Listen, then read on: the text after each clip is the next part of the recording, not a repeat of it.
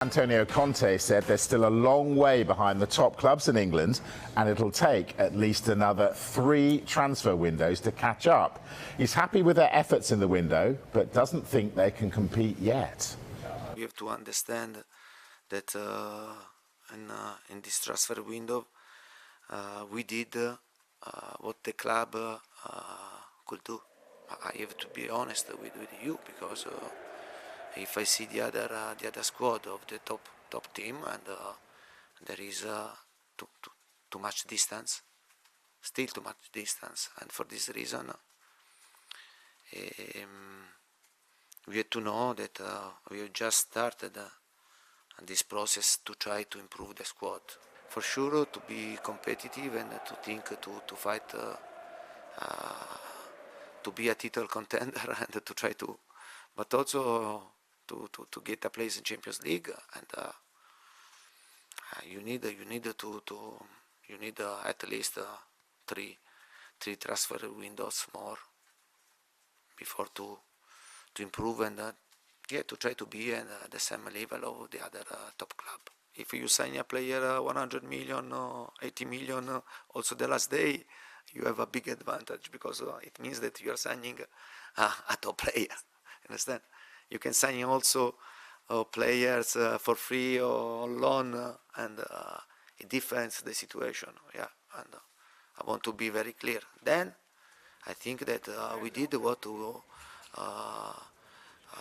we could do. We are going in the right way for the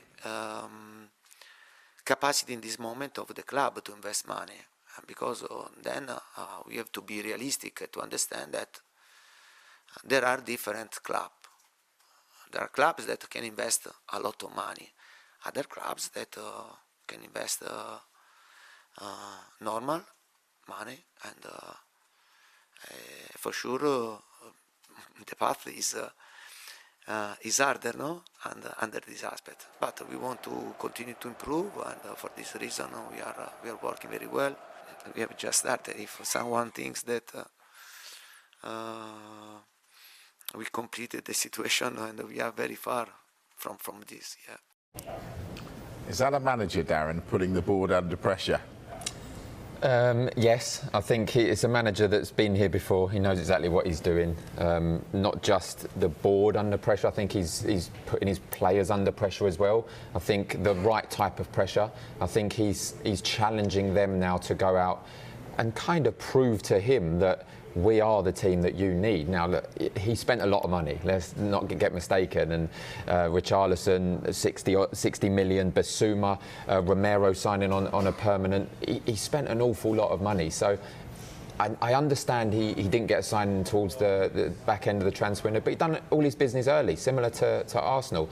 I just feel he's very clever. If you remember the Burnley game last season, he came out after, and everyone was expecting him to walk after that. Spurs then went on a really good run. He's challenging his players, he's challenging his staff, and yeah, he's putting a gentle reminder out to the board that we're not done yet. We're 22 points, I think, away from Manchester City last season, 21 off Liverpool. So they still are a long way off it, and they need quality players to add to what he's already brought in. Long way off, says Darren. Conte says they need 3 windows. Do they need that many?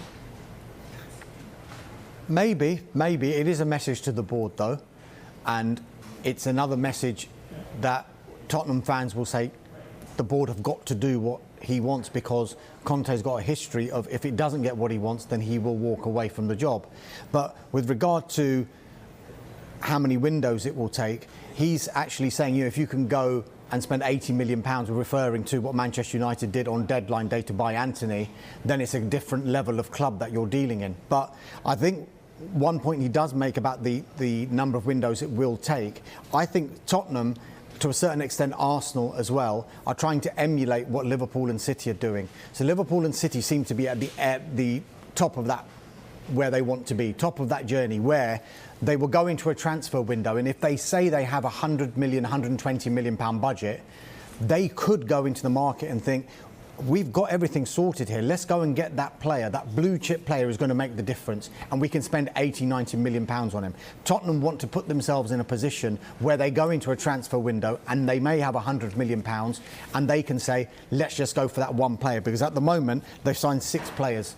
They could all, barring Forster, arguably, because Hugo Lloris is the number 1, they could all arguably go into the team, given the squad that they've got. Whereas these other teams like Liverpool and City are picking players that are just going to be elevated above anything else that they've got. Whereas Tottenham and Arsenal are looking to build their squad first of all, then be in a position where they can go, there's an amazing footballer we didn't think we'd be in the market for before, let's bring him in now. He's not only he's clever putting pressure on the board, because the supporters are solely on Conte's side. See the players he bought in, Bentancur, Kulusevski, and then the players he's bought in this transfer window, they are backing him 100%. There's still a little bit of question marks over Daniel Levy. He's backed him this window, but if they're in the top 4, or definitely in the running for the top 4 in January, you're going to see some big signings again, I've no doubt.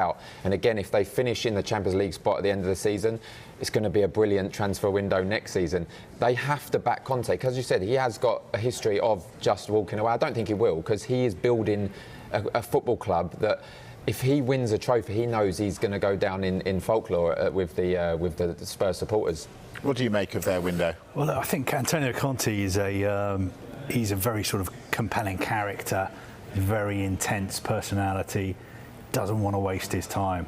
He wants to win trophies. He doesn't want to be an also-ran. He manages up as well as managing down. So he's very demanding of his players, but he's also demanding of the people he works for. I think if Simon Jordan was here, when you listen to him on the radio, he always makes the point. He wants to see his football managers just coach the team.